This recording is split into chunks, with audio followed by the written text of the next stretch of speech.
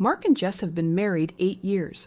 Every 3 months, they have the same fight over the same $97 restaurant charge. Neither of them has ever kept the receipt. You'd assume the fight is about money, the timing of it, the amount, whether it was worth it. It isn't. When researchers went looking for what couples actually fight about when they fight about money, the specific charge, the dollar amount itself, turned out to be rarely what either person was really arguing about. What they were really arguing about is the subject of this video, and it doesn't surface until later. But once you hear it, you'll understand why a single recurring charge can hold an entire marriage hostage for years, and why neither person can see what's really happening while they're inside the fight. This is a composite story, built from a pattern that shows up again and again. Mark and Jess got married in their early 30s. Before the wedding, they'd talked about money the way most couples do, in broad strokes. Who earned what? Whether they'd combine accounts. A rough agreement that they were both, quote, responsible with money. Nobody dug deeper because there didn't seem to be anything to dig into. The first time they fought about the restaurant charge, it was 6 months into the marriage. Mark had taken a client to dinner, $97, including tip. Jess saw the line item while scanning their joint account and asked casually whether it was a business expense they'd be reimbursed for. Mark said no, it was just a client dinner, and those don't always get expensed. Jess said okay and let it go. 3 months later, same restaurant, $94. Jess asked again. Mark's answer was the same. Jess said okay again, but this time she also made a mental note. Mark was spending roughly $100 a quarter on dinners she hadn't known about before they combined finances. She didn't say this out loud, she just filed it. By the 8th year of their marriage, that filing cabinet was full, and neither of them could have told you when a $97 dinner became a symbol, because symbols don't announce themselves, they accrete. Here's the part that's easy to miss. Jess wasn't wrong to notice the pattern, and Mark wasn't wrong to feel defensive about it. Both of them had clean, internally consistent logic. The problem is that their brains were running completely different software. 3 different programs, actually, and each one has a name. The first is loss aversion, one of the most reliably documented findings in all of behavioral economics. Daniel Kahneman and Amos Tversky showed that losing $100 feels roughly twice as painful as gaining $100 feels good. Not a metaphor, a measurable asymmetry in how the brain processes losses versus gains. In Mark and Jess's marriage, this played out almost perfectly. Every time Jess saw a recurring charge she hadn't been part of deciding, and she experienced Mark's solo spending as unauthorized because it wasn't discussed, her brain registered it as a small loss. $97 gone from the household, times 4 dinners a year, times 8 years, roughly $3,100.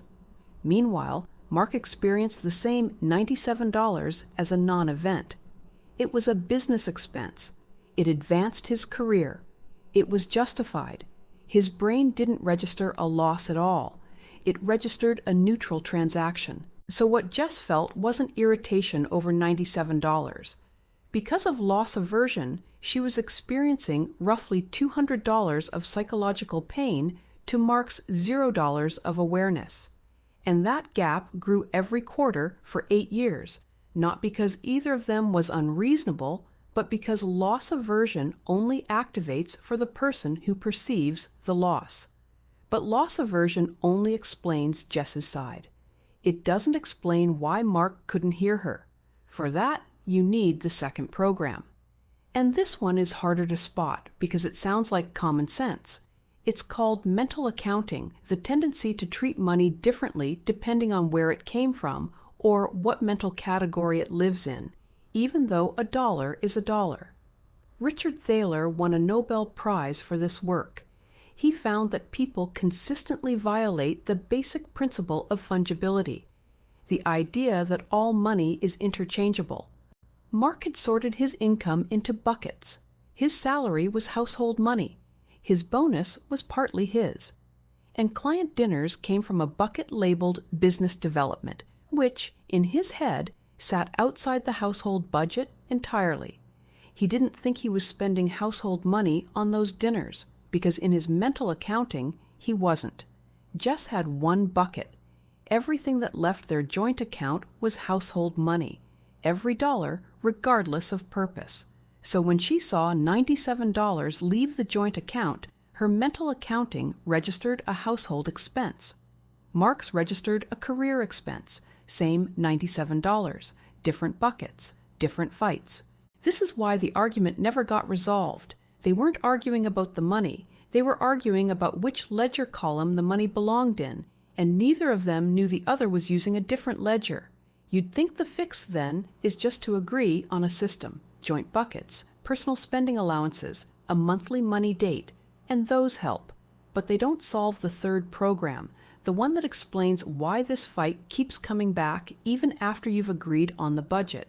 It's confirmation bias, the brain's tendency to notice, remember, and overweight the evidence that supports what it already believes, while quietly filtering out whatever contradicts it. It's not a character flaw, it's how human cognition conserves bandwidth. Your existing beliefs become a shortcut for deciding what's worth paying attention to. By year 3, Jess had unconsciously built a case. Every restaurant charge was evidence that Mark spent without considering her. Every dinner that showed up on the statement before he mentioned it went into the file. The $94 dinners and the $112 dinners and the $97 dinners all pointed to the same conclusion. Mark had unconsciously built the opposite case. He remembered the dinners that had landed new clients. He remembered the ones where nothing came of it and she hadn't noticed. He remembered that his income had grown 40% over 8 years, and the restaurant charges were a rounding error against that growth. From his evidence board, Jess was tracking noise and calling it signal. Both boards were internally consistent. Both were built from real events. And both were completely wrong about what the other person actually believed. Jess's board read, "He doesn't consider me." Mark's board read, "She doesn't trust my judgment." Neither of those was the real thing. Because here's what the money was actually standing in for. When you sort through what couples fight about when they fight about money, the dollar amount is almost always a stand-in for something underneath. Feeling shut out of a decision, or whether the arrangement feels fair. Put simply, whether each person feels seen and respected by the other. The $97 was never the subject. It was the vehicle. And here's the trap. In the middle of the fight, most people are certain they already know what their partner is upset about. Jess would have said Mark was being defensive about his spending. Mark would have said Jess was monitoring him. Both would have been confidently completely wrong about the thing underneath. Which brings us to the punchline that should sting a little. Mark and Jess spent 8 years fighting about $97, and neither of them ever said the thing they were actually fighting about. Not because they were hiding it, but because neither of them knew. So here's a tool. It's a form of reflective listening that couples counselors use, and it takes about 90 seconds. No budget spreadsheet involved. 3 sentences. Each person says one before the other responds. Sentence 1, from the person who brings up the charge. When I bring up the restaurant charge, what I'm actually feeling is excluded. Not about the money, but about not being part of a decision that affects us both. Sentence 2, from the other person, and this is the hard part, because it's a restatement, not a rebuttal. What I hear you saying is that it's not really about the $97. It's about being left out of the loop on something that affects our shared finances. Sentence 3, back to the first person, that's accurate. Or, that's close, but the part you're missing is, that's the whole thing. 3 sentences, 90 seconds.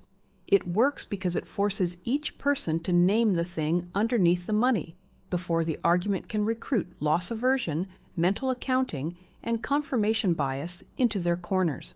It's not about agreeing on the budget, it's about agreeing on what the budget means.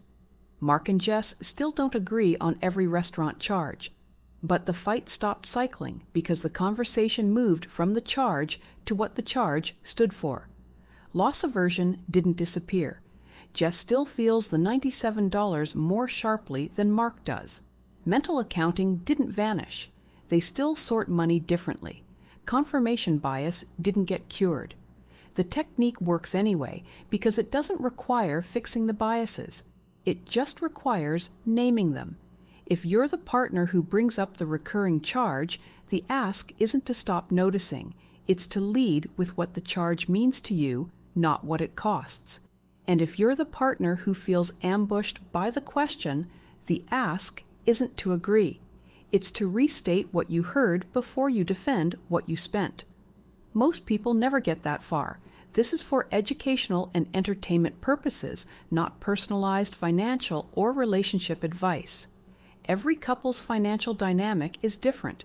There's a video on this channel that walks through the single most important money conversation most couples skip entirely, the one that sits underneath every budget and every spreadsheet, and how to start it tonight without making it feel like a confrontation.